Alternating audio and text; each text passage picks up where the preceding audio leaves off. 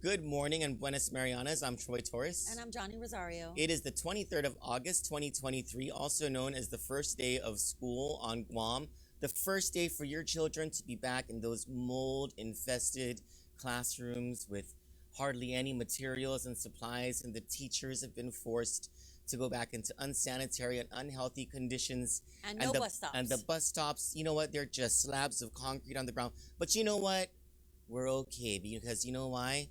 We had the pandemic, we had the typhoon, we had $1 billion in federal discretionary aid, $200 million in the bank. But it's okay if your kids are not going to be the priority of the government of Guam.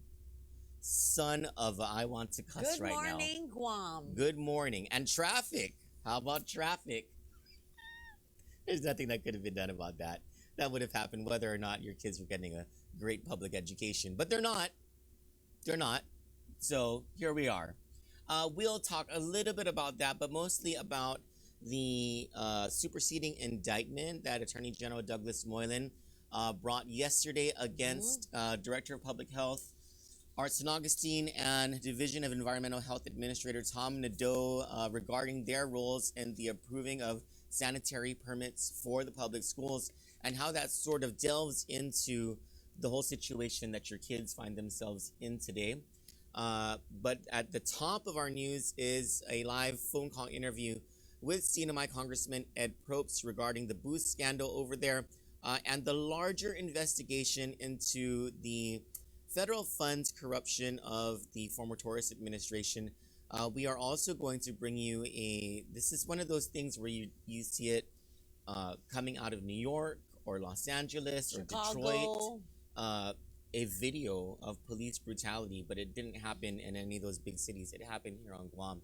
In Dededo yesterday morning, we'll bring you that very disturbing video this morning. We understand other media are working on this story as well, and then a couple of crime reports, and then I have to head off and cut the show short after that because I have to go to the burial for Jimmy Sardoma. For Jimmy Sardoma. Yeah, it's over at Our Lady of Peace.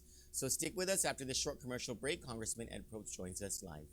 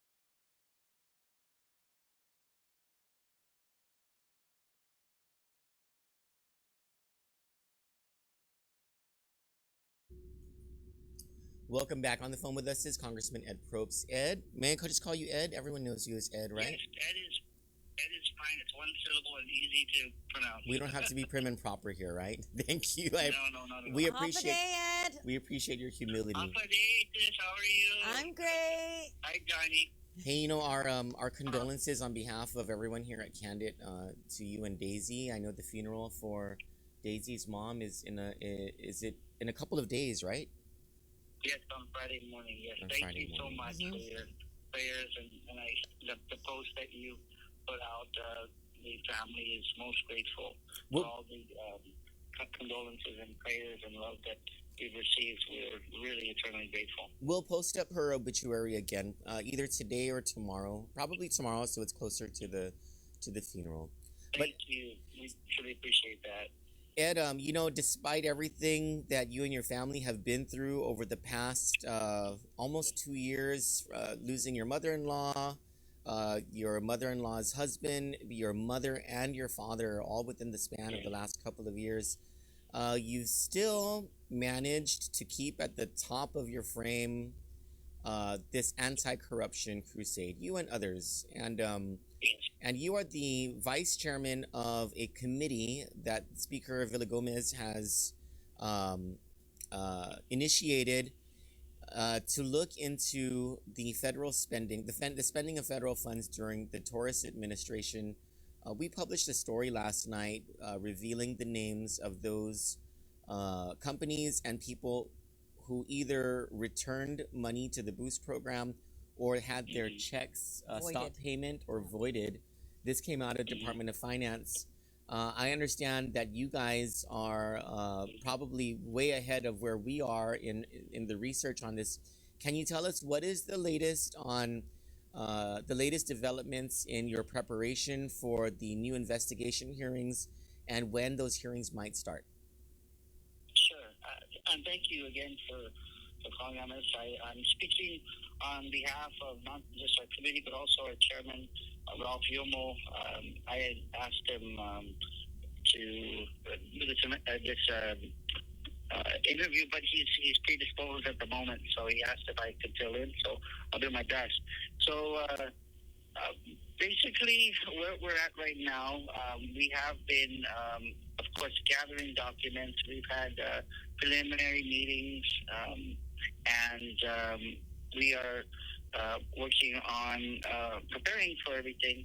However, we did not want to move forward with any formal meetings or any formal hearings until we made a commitment to ensure that we prioritize the budget. It has to be on top of everything. And yes, we could multitask, but with all the challenges as you see with the budget, we needed all hands on deck, and we needed to focus primarily on that. And that's what who happens to be the chairman of Ways and Means, Ralph Yomo, and his team were meeting consistently throughout the summer, and additional members. And so we are wrapping that up. We, of course, as you see the papers and everything, we our conferees from the House and the Senate will be meeting.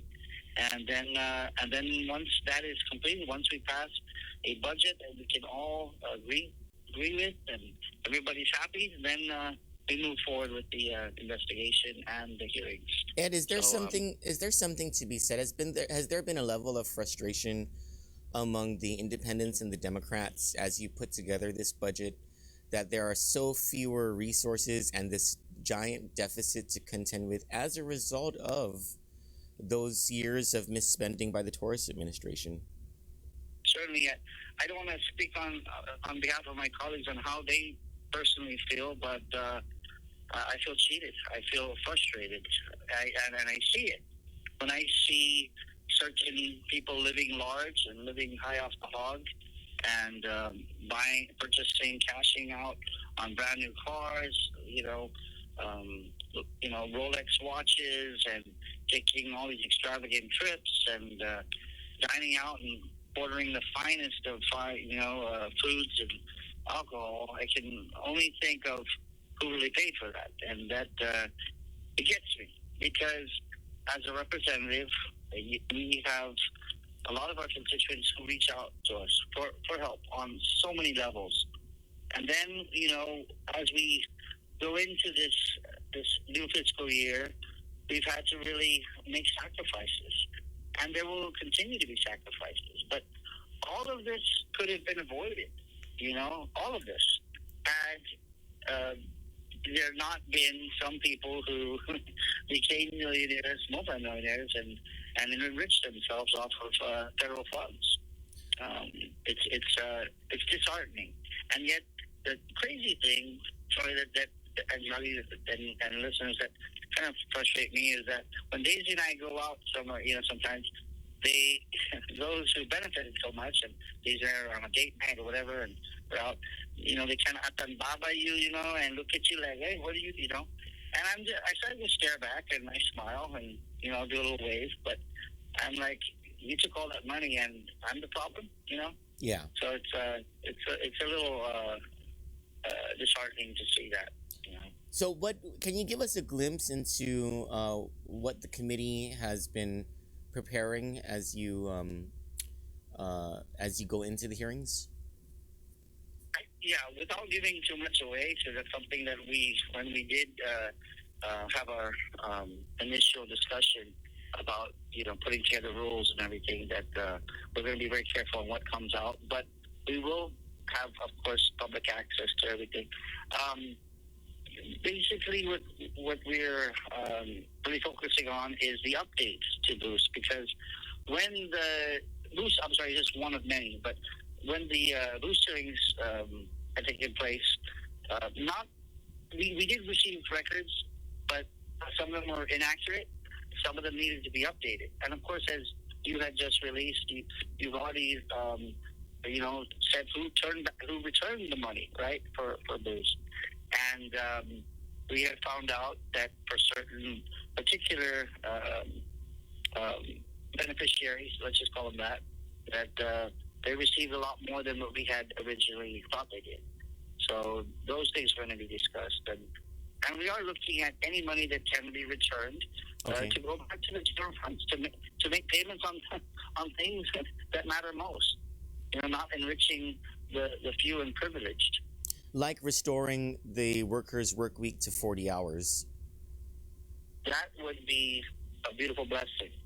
And that is why Governor Palacios and Lieutenant Governor Apateng and his team, as well as the legislature, have been working on that and seeing that this economy is rebuilt and restored. But it's taking a huge effort from everybody just pitching in from every direction. I mean, we got, as a small example, but a beautiful example, the Department of Corrections, led by the new commissioner, Anthony Torres, out there with trustees, cleaning our tourist district, right? Yeah. And then we have our teams that go in there and pitch in. And it goes beyond precincts at this point. It goes beyond borders. We are all doing our best to get our island back on track, despite all the construction going on as when you come and visit, you'll see all the road work happening in Garapan and Beach Road and everything. There are other things that we can beautify, and that includes our main tourist district in the Paseo. We have tourists that are coming in, but nowhere near the numbers that Guam is boasting, and nowhere close to what Waikiki is having right now. Waikiki is, on our way back from our family vacation. We stayed in Waikiki, and you can't even get a room. We couldn't even get a room.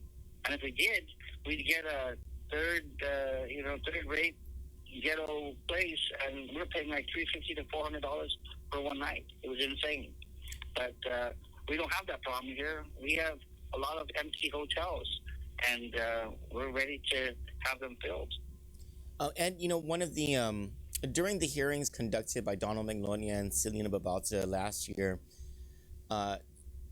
Will Castro, the governor's former chief of staff, former Guam senator, Republican, he was among the first to testify, and then others testified, and those testimonies appeared to debunk or contradict testimony that Will Castro gave. Is the committee considering, or is it a possibility that this new committee will be issuing a subpoena for Will Castro to reappear?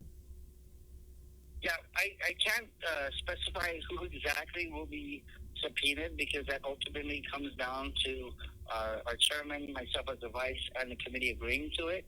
But we're not leaving anyone out.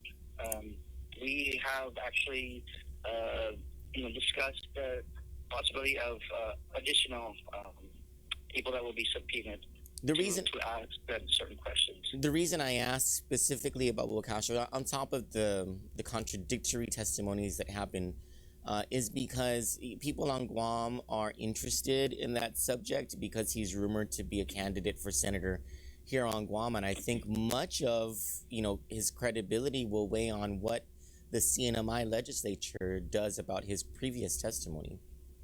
Yeah, and again, that's been discussed. We've also discussed bringing back some of those who testified in the first Boost investigation in the hearings, and bringing them back for further testimony with the updates that we have now received. So again, that's That's very possible. But I don't want to say that for sure it'll happen. Again, the committee has to make that determination and that decision.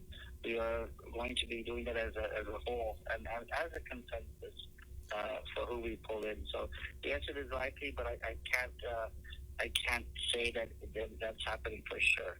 One last question for me, and then I'll hand this over to Johnnie if she has any questions. Is considering the amount of misspending that the legislature already has found with the boost program, and that a desk review by the U.S. Treasury Department OIG has already found with one of the CARES Act grants, what is your level of certainty that more than $500 million of the remaining grants were largely misspent by the Torres administration, and what will you guys will that be a subject of this investigation as well? Absolutely. When it comes to all the lost federal dollars that should have gone to the people, we're leaving no stone unturned. I can assure you that, again, the administration, but also the legislature is working cohesively to see that we do have the money returned. But if it is not, then somebody's got to pay for it. Yeah. And it shouldn't be the taxpayers that are always on the losing end. And that's the frustration. When we see, like I said, just certain people that completely enrich themselves unfairly, I might add, through sole source contracts. And also, I wanted to bring up the fact that if you compare how the ARPA funds were handled from Guam to CNMI, I'm sure there was some discrepancies. I know you had your frustration with it, but we're on a whole other level when it comes to that. I agree. The way that some people make money, and I need to say this that it's frustrating that when you guys had a similar program, not named Boost, but you guys did distribute the money for those companies that were suffering, but they had to prove it, right? They had to show that they were hurting. They had to show financially that they were hurting, and that that the pandemic was the cause. Yes. But as you know from your research and listening to the testimony, that wasn't the case when it came to those who received. Now, yes, there are legitimate businesses who did receive boost, and that's what I always say, that there are, but they're few and far in between. And those who were already getting sole source contracts for federal money somehow managed to also receive boost benefits. That's a very good point. We can't wrap our head around. How can somebody get $700,000 when you've already made millions of dollars on sole source contracts and other things? So it's completely unfair to all those legitimate businesses that really needed the money. Yeah, you're absolutely right. Johnnie has I think it's a comment or a question from a viewer. It's a comment. It's from Cheryl Lynn, and she says, people go to prison for receiving stolen goods. So the misappropriation of federal funds needs to be addressed. This governor, which is Ralph, failed the CNMI, failed the people. Well, yes, and we see people going to jail or getting arrested for writing a bounced check. You know what I mean? Yeah. That's what drives me nuts. So I don't want to criticize the federal investigations that have taken place, but I will criticize the federal investigations that have taken place. Our people have waited far too long. It's really insulting at this point to say that we have no comment, we have nothing to say, we have nothing from this. And almost to a point where if you really think about it, if they have nothing from their raids of the former governor and his brothers and family, then they need to declare that they messed up and it was a mistake. Because I'm not sure when the statutes of limitations, if it's 5 years or what, but we're coming close to 5 years. But Ed, we know that it was not a mistake. We know that it was not those raids were based on probable cause that a judge determined, that Judge Ramona Magnolia determined existed, that crimes or fruits of crimes were available and present on those premises, and with whatever devices that they took. Nothing has happened since then. Yeah. That's why I'm saying that there's frustration, and I understand that the wheels of justice turn slowly, and that it does take time, of course, to build a case. But you're talking 40 years. You're talking about people that forget things, and I mean, I forget what I had for breakfast yesterday. I'm saying that memories fade. Well, I will. If you would, I will give you something so that you can rest assured. And a federal indictment came down here on Guam about a bingo business, and it was a 5-year-old investigation. It was almost like they were right about to trip over the statute of limitations, and the feds pulled the trigger on an indictment of what I believe is at least in terms of dollar amount, the largest money laundering scheme alleged by the federal government on Guam. And so if that helps you, give you some peace of mind, you're right. The feds take their time. That does, and thank you for sharing that. I have, I'm telling you that I'll bust out the bush light when all this happens, And I think you're gonna have to owe some people more than bush light, Ed. I think you'll be owing people Blue Label. Johnnie Walker Blue Label. Blue Label, baby. One last thing, Ed. I have a request of you. Can you please start going live again? We really miss that. Thank you. It's kind of funny that I miss doing it too. It's just with all the circumstances that have happened. Again, as you mentioned, with losing, first my father-in-law, and then another one after losing my parents. It's just kind of been a difficult time, and I am. I find solace in knowing that, yes, they are in a better place. Our faith teaches us that. But it's missing them, their presence, just having them with us. It's not easy.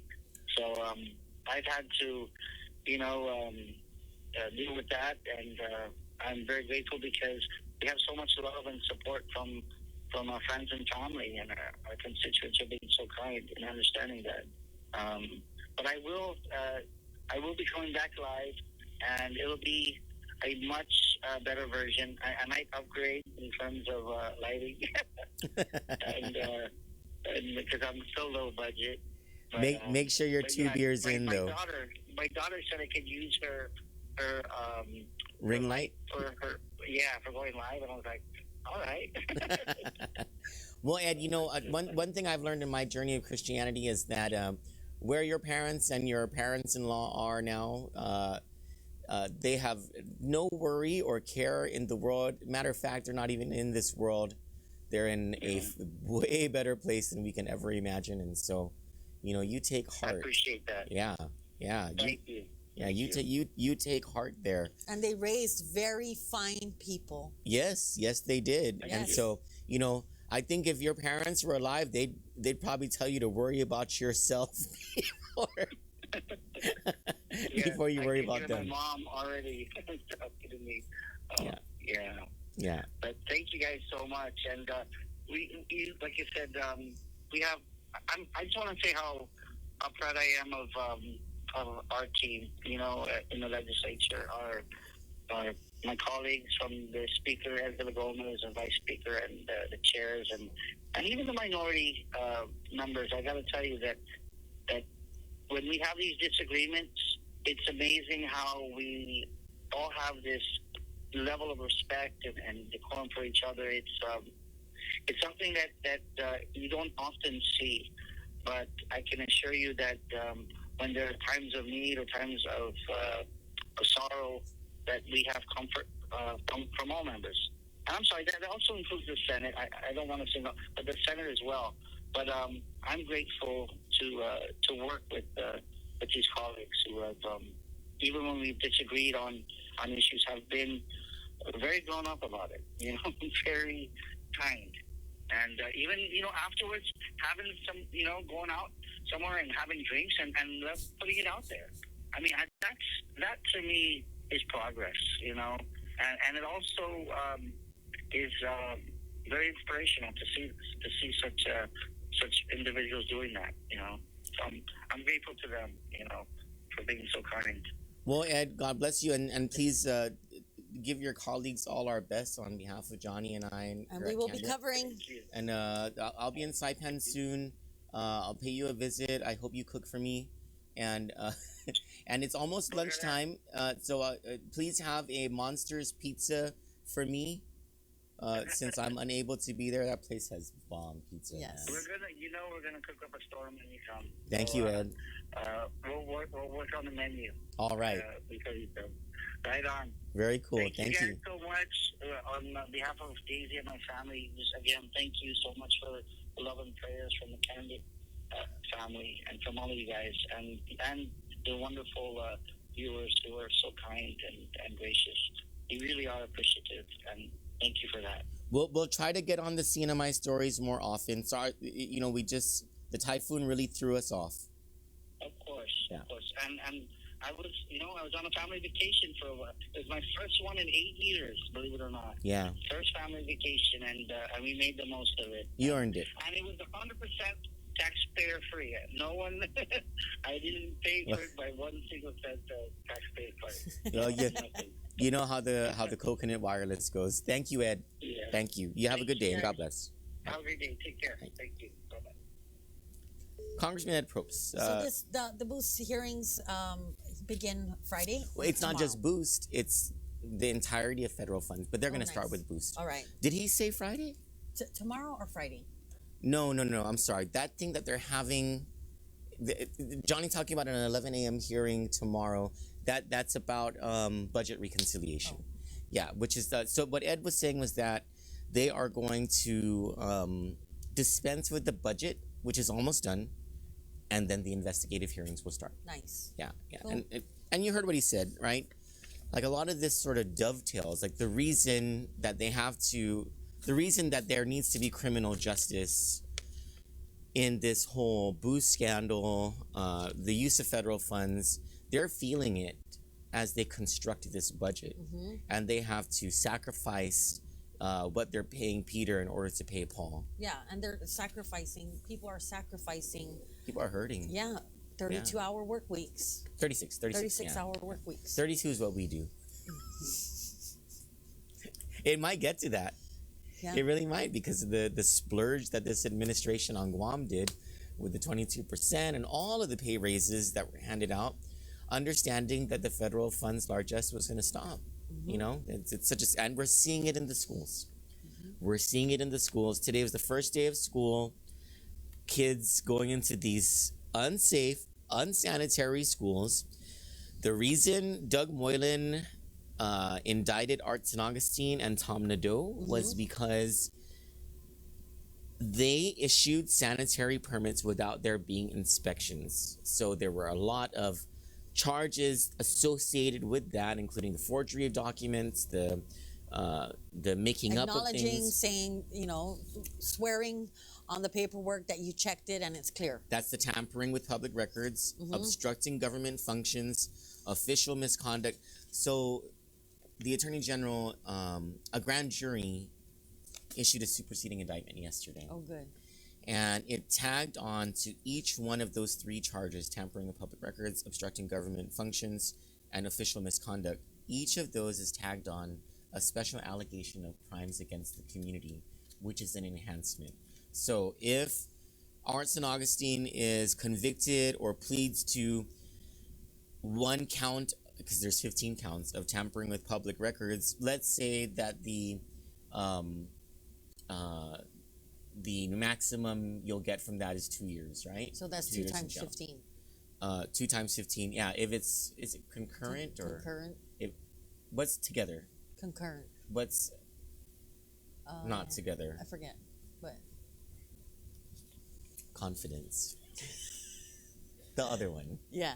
Then it's 30 years, right? Okay. But if special allegations of crimes against the community is added to that, you add on a certain number of years extra to each of those. Per count. Per count. Wow. Yeah. And so the stakes have been raised for Art St. Augustine and Tom Nadeau. And so the Attorney General does this, right? This was a couple months ago. And then the entire political community freaks out. Just flips out.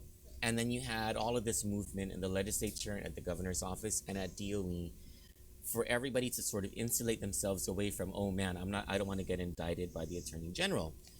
And so push comes to shove, the legislature ends up There. passing a law. Concurrent and consecutive. Consecutive. There Thank you go. you, Jesse Mendiola. Hey, thanks, Jesse, my brother. So, the legislature gives in basically to DOE and the administration. Mm-hmm. And they say, and the legislature says, you know what? It's okay if these schools aren't inspected. It's even okay that these schools don't get a sanitary permit. Let them open at the will of, guess who? The superintendent. And the director of public health. The guy who was indicted for tampering with public records. Ridiculous, right? There's another word I want to use, but I think we would get cut off from Facebook and YouTube if I used it. But, and you know, Arsenault seems a nice guy and all, but he shouldn't have done this. Yeah. He wouldn't be in trouble if he hadn't done this. He should have told the legislature no. Yeah. And so someone needs to say no. we're waiting for the pictures from the first day of school to come in from the parents and the teachers and the students themselves. We got something about a bus stop. We have a bus stop. This is an MTM. Look at this. This ain't even a school. This is just a bus stop. It's supposed to be a bus stop, and that's all we got. I don't know I hope it where the wasn't mayor's raining. at. Right? Well, this is DPW's responsibility. I know, but you know, the mayor, can't you go around and be like, you Masaya know, canopy? The yeah, blue one? something. That's Paco's turf, right? This is what? Yeah, Rudy Paco. Rudy, if this is MTM, then Rudy Paco, yeah. Yeah. And I'm told by the MTM Hello, Rudy residents that Paco's son he's runs normally a good mayor. runs the homeless shelter. At least put a little shelter there For the because they're homeless, homeless. for the homeless kids. You know what though? On the way here, just from Barragata to here, I passed by a bunch of bus stops. I don't know if these are parents like waiting for their kids to come home from school hours later or something, but there were no kids. But there have been a bunch of adults at bus stops, and it was a little creepy. You Like know, what But kind? some looked disheveled. It was odd. Isn't there some rule about like hanging out at a bus stop if you're There not? should be. That's what the senators should be working on, loitering around children's bus stops. But they can write that rule on the new GovGuam font. Correct. The one Whatever that they the font legislated. is. Yeah. Right? They can do that, or they can have a news conference at 10 o'clock today about the color of Zoris. What was it about? Yeah, veteran license plate. Korean veterans Korean license. War veterans license plate. Yes. Because, Yeah. you know, I mean, it's not like You know, the hospital is out of money. Because or- you know we already have regular license Or the plates. schools. Because it really. Lord help us. Is Doug Moylan the only GovGuam official who went to work today? I don't know, but I got to, you know, I have to give it to Anslan. Yeah. Until middle Middle school. Okay. From the moment we left the house to get her there, the drive to get there, but from the moment we entered the past the traffic light and into Antolon, it took us 5 minutes. So they got it going. It's moving. Was It's that moving. Antolon or the mayor's office? There was a cop car parked at the light, Oh, thank you, police officer. Right? Okay. with the lights on, so people coming and going can slow down. Like Okay. I like that. Okay. And so you turn left on into Antolon, and you got to drive straight. Right, here's the video. Did you cut the audio on that video? There's no audio. I don't want audio because that's my recording. I did that, but yeah, Johnnie girl. Oh, so this is the thing you're talking about where you have Yeah. to do the U-turn thing. Yes. So I do the U-turn there. Oh, and it's moving. So Yes. you're actually moving. Yes. So we got to drive all the way in, make it yeah, we got to turn around because we can't make a left there where they're turning in. We got to go all the way in, and this is about 5 minutes. Okay.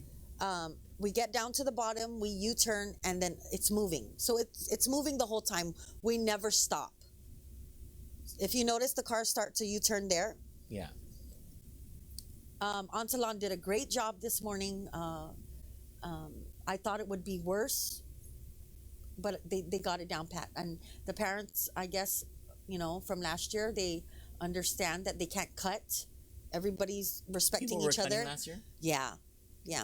There were no fights because of that? I'm not sure. There had to have been If there fights was, I because of missed that. it. But yeah, Antolon did great this morning.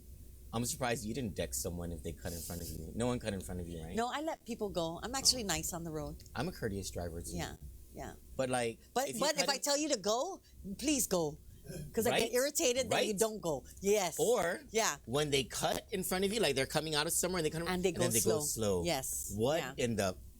Yeah. Yeah. You are just wonderful, Northern Guam drivers. You know, you ever notice Southern Guam drivers don't have this problem? We're at 90. Let's do the commercial and I think people are waiting for. Oh, the police brutality Yeah, thing. Yeah, yeah. when we come back, you know, stateside, right? There's this whole thing about police brutality, and the Yes. media makes And they it. even minused out police force in Oregon, I think Washington too. They really did that? Yeah, because the people are tired. So you know what and I get it. There's racism everywhere, right? And you know, of course, there's racism in America, but you want to compare it to other countries, it ain't that bad, right? But let's not diminish the fact that there is racism, right? What I never appreciated about the way the media covered police brutality in the United States was diminishing the police brutality portion of it by making it a racist thing. Right. Right? We have on tape police brutality that happened in Guam yesterday. And very clearly, there are no racial undertones here. These were Chamorro cops beating up a Chamorro man. Right. And so the issue is just clear cut. It's just police brutality. And I understand it's not the whole police force, but I will say this about my irritation and frustration with Guam Police Department. Even if you are not one of those people who assaults unarmed people who you come across or whatever, criminals, you know, if you will, They're just as guilty. you're not saying anything. Yep, they're just as guilty because they allow it to happen. They So say protect each something. other. Yeah, we'll show this to everyone when we come back from this commercial break. Zach, can we make the commercial break long enough so I can go over to that table and eat some of that food? Just, you know, at least a minute. At least a 1 minute commercial break. Thank you. We'll be right back with that video.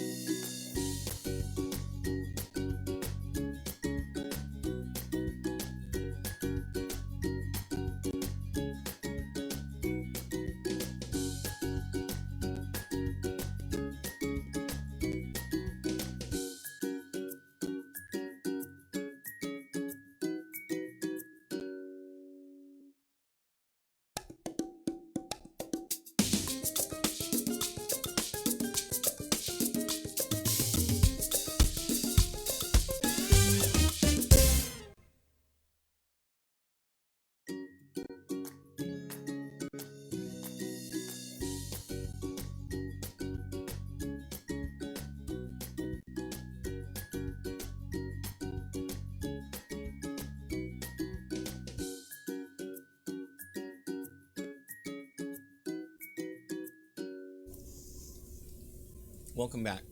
Yesterday morning around 6:30 a.m., I got a call from Johnnie, and she sent over a video. And she sent over a video and we can say the names of the sources because they gave us permission, and they're probably going to appear in other media outlets today. Dededo residents, Tanya, Shiroma, and Al Bernal. They're a couple. And they have surveillance cameras that face Their home out. surveillance. You know, robbers and all that stuff, right? So, Dededo. So, facing out onto the road, and they catch a video of cops pulling up what appears to be them hitting a man on a motorcycle. The man Likely a police chase, right? gets up and runs to the gate. So there they subdue him, And you hear, and then they continue. oh my God, I can't watch this. They continue to beat him. And it just goes on. And then they get him on the ground, and one of those officers stomps on him. It's pretty bad. Yeah. Unarmed, not resisting arrest.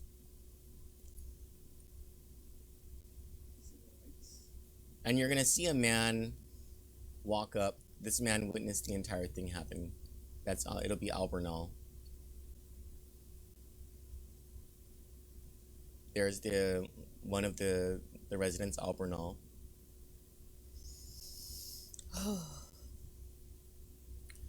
So we have the mugshot of the man who was taken into custody. We also have source information from both Guam Memorial Hospital and Department of Corrections. And so if you notice in this video, the man is wearing a closed motorcycle helmet the entire time. He gets to the hospital and he's treated for his injuries, and among his injuries is a contusion to his right eye or left eye. I can't tell. Is it I'm thinking right eye, to his right eye. When he was taken to the Department of Corrections, he had a patch over his right eye. And unless that contusion happened right before this apprehension here, it says that he received that contusion.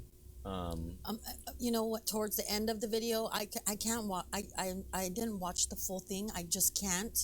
They remove the helmet the moment he's getting in the police car. So they removed the helmet after all of that beating, and so he receives the contusion very likely between the time of the apprehension and his deposit over at Guam Memorial Hospital.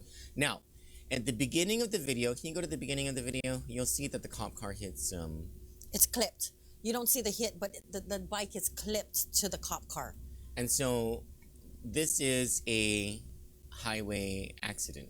Yes. Which means that, and it involves a motorcycle spill, which means that these patrol officers had an obligation, according to their protocol, to call the Highway Patrol Division. Now, if there was nothing for these cops to hide, they would have called the Highway Patrol Division. The Highway Patrol Division was not activated. They were not called after this event. Matter of fact, it was these officers. They didn't call a medic, despite his injuries. They took him into the vehicle, then took him to the Dedado precinct, then called medics after that. Highway Patrol did not appear on the scene until last night around 9 p.m. And we know that because Albernal and Tanya Sharoma called us and said, hey, GPD is here. And so Johnnie and I decided to take a stroll over to the area, and we saw the cops there. Cop license plate 6681 and the other license plate of an unmarked cop vehicle 6089. Our understanding was that was Highway Patrol that went to investigate 14, 15, 16 hours later for whatever it is that they were going to do. And this happened 3 hours after we emailed a complaint to the FBI and to the Attorney General's office and copied the Chief of Police and the Head of Internal Affairs at GPD, Ron Titano. So I don't know whether all of that's, the timing of it is just a coincidence or I don't trust this is them. GPD covering their butts. I don't trust them. Not one bit. Yeah. There's a lot of moving parts here into the investigation. Troy did share all of this information. Troy and I did share all the information with other news agencies. And this video that we shared, the video that you're seeing now is not the video that we shared with news. The video that we shared is the much clearer, like direct from the surveillance system video. The one we're showing you now is it's only blurry because of the because this is a secondary video thing. Yeah. I mean, let's be real here. Enough's enough. This happens. We know this happens. This happens more often. We see guys go in with the black eyes, mug shots with the black eyes. I also we need to also find out when these officers either call the ambulance or bring the patient into the hospital. What is the protocol there? Do they leave the patient with a doctor so the patient can speak with? Because there's something called HIPAA, and that is a law that protects you from your privacy. So there's a lot of moving parts here. And that's why we sent it to the FBI and this the AG. video, from the moment of the clipping of him jumping off that motorcycle, or falling off that motorcycle and running to the gate, from that moment all the way until the cops left, it took them 5 minutes to get in and out of there because, and I believe, this is my personal opinion, because they were witnesses. Do you think it would have been worse Yes. had they not noticed the witnesses? Yes. But how dumb can they be? This is a densely populated neighborhood. Is it because they thought it was 5 in the morning? And nobody would be awake. But it's You see that officer talking to Al? how can they believe no one would be awake?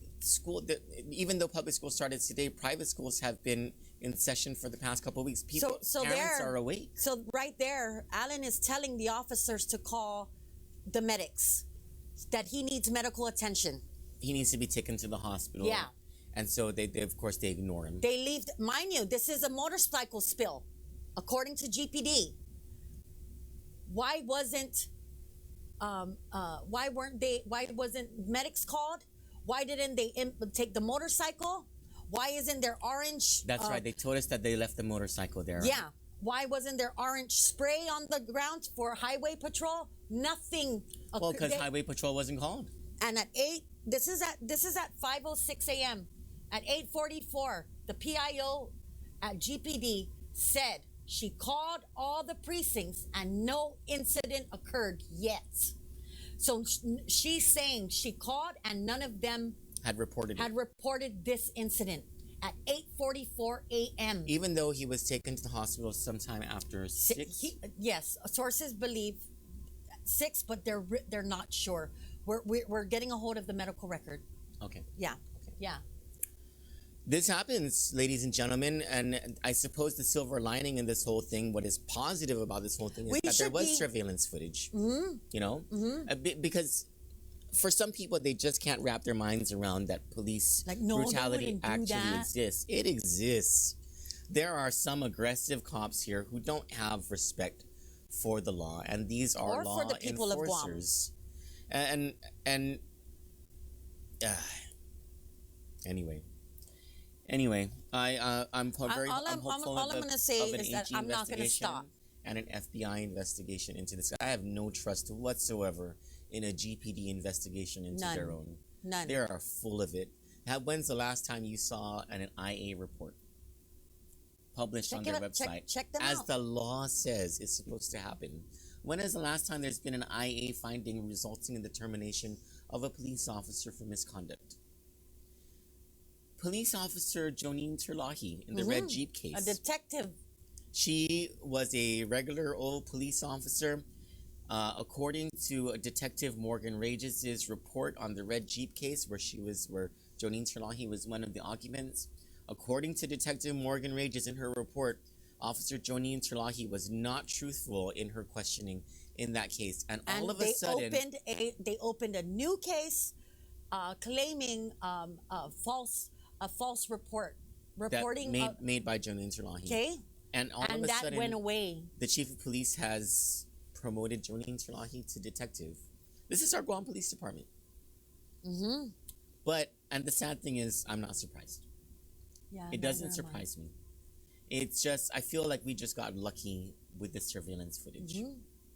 And so, there you have it. Now I want to put a call out. If you've been, if this has happened to you, I really think we need to get the numbers, you know? You have to be willing to report it, people. Like, you can't just say, oh, it happened, or... Yeah. I want to be kept anonymous. You have to be willing to put your name to paper to the Attorney General and to the FBI and let them know that it's happened to you. Mm-hmm. Otherwise, it didn't exist. Yeah. That's the sad reality. You just have to have the courage to report it. So thank you to Tanya Sharoma and to Alan Bernal for having the courage to speak up and to be willing to be interviewed. I'm sure the interviews are going to start today. Yeah. I don't think I have no faith in GPD to do the right thing. They're not going to. Yeah. You're absolutely right. Can we there are a couple of magistrates reports. Oh that we have yes. today. Sorry, I forgot about my job. Sorry, they're a little the names are a little weird, so yeah, I don't think they're local. So the first up we have Nathaniel Fonton Avalis. He is being accused of stalking. Those are fresh tattoos, huh? I don't know. Because you see the redness around the marks. Probably. Attempted unlawful distribution of images and harassment. So, according to this magistrate's report, on August 20 at 4:05 p.m., the police officers at the Dedido precinct met with the victim, who reported that Nathaniel Avalis had been sending her multiple messages despite telling him to stop.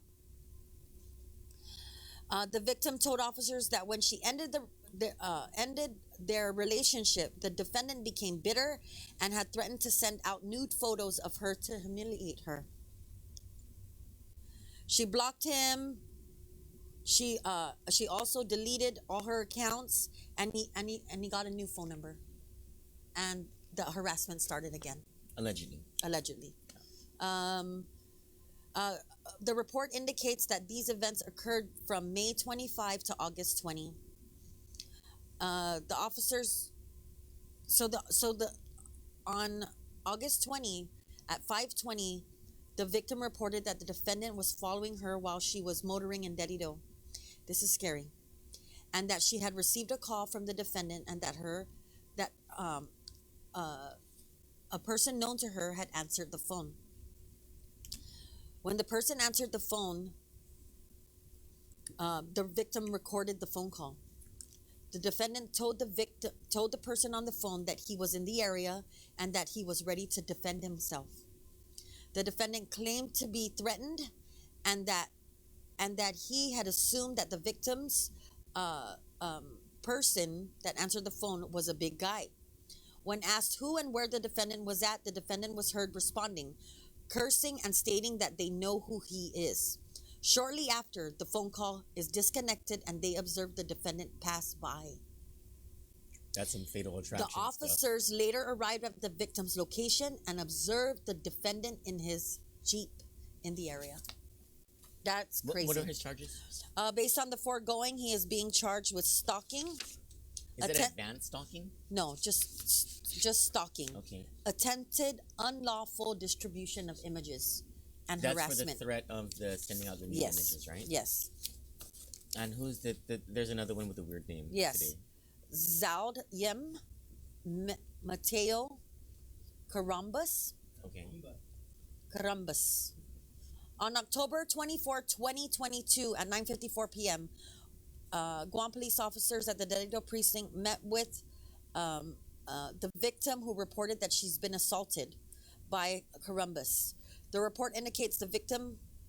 Oh, never mind that. Sorry, guys. We have to be careful how we read these things, because we don't ever want to read information that tends to identify the victim. It re-victimizes the victim. That's where we're coming from. So the incident that they're talking about allegedly happened at someone's house, and they got into an argument. During the argument, the victim ran from the defendant, and the defendant caught up to her. He punched her on her left cheek and with a closed fist. The victim got into her sister's car, and they were able to leave the residence. The witness told the officers that she heard the victim and the defendant arguing, and that she had witnessed the victim's face turn to the side as if the victim had been punched or slapped. The witness intervened in an effort to separate them. And so this is almost 1 year later, 10 months later, on August 21 at approximately 1:10 p.m., police responded to a disturbance at Latamart in Dedido. The officers met with the victim and the defendant, who were both seated in their vehicle. The victim told the officers that prior to the officers' arrival, the defendant had punched her in the face during an argument. The report indicates that the defendant admitted to arguing with the victim, and that while he was in the driver's seat of the car and while the victim was in the front passenger seat, he slapped the victim's face 3 times. He is being charged with family violence as a misdemeanor. Well, the legislature needs to update these laws. Yeah. I mean, some of these family violence things sound like straight up felonies. Like, I don't know, this is weird. This last segment that we went through makes me want Christmas to come sooner. To hear Mariah Carey sing "All I Want for Christmas," or like remember my grandma singing "Dun Dun Pandereta," so I could feel like happier about myself. Yeah. And the island we live in, because these stories don't make me happy at all. Ain't that the truth? They sadden me so much. When we come back from this commercial break, Zach here is going to show you the cooking teaser that we have. Now I'm going to be heading off to a burial over in Johnnie, and then I'll meet you at your place where we're going to shoot our second cooking show. Johnnie and I are going to make tandoori chicken and chicken tikka masala using the Kitchen Treasures recipes, or not recipes, but Troy will be doing the cooking because I prepped. I'll be barbecuing. I'll barbecue for you. Yeah. Do we have the skewers? No, The wooden skewers? I'll get some. Get that? Okay. Yeah. Yeah, I'm excited about that. I'm excited about today, and thank you so much for joining us. We had such a big audience today. We really appreciate all of you and your trust in us. Thank you. God bless you. Peace be with you. Have a great day.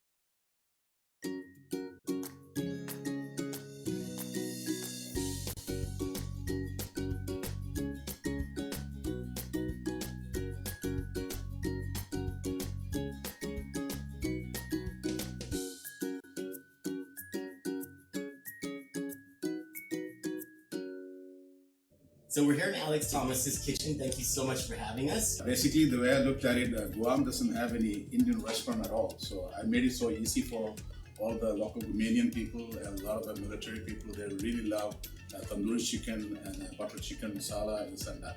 It's easy steps, so you don't have to shop for all the spices and put all the spices together yourself. Yes. All this Indian spices, including coconut oil, one of the best coconut oil we have. We have it from India. It's all available in Kmart. I was just there last night. You can get this. You can get this tandoori chicken. You can get tikka masala.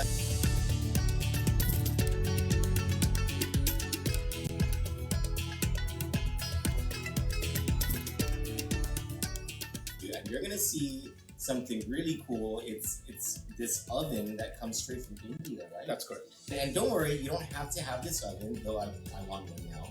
You can use barbecue grill. He's gonna show you.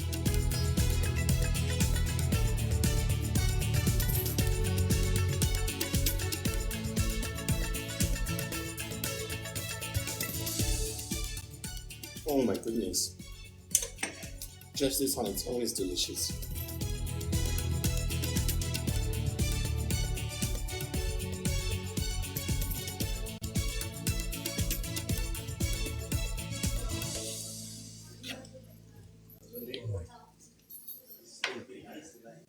Oh my goodness. Do you like it?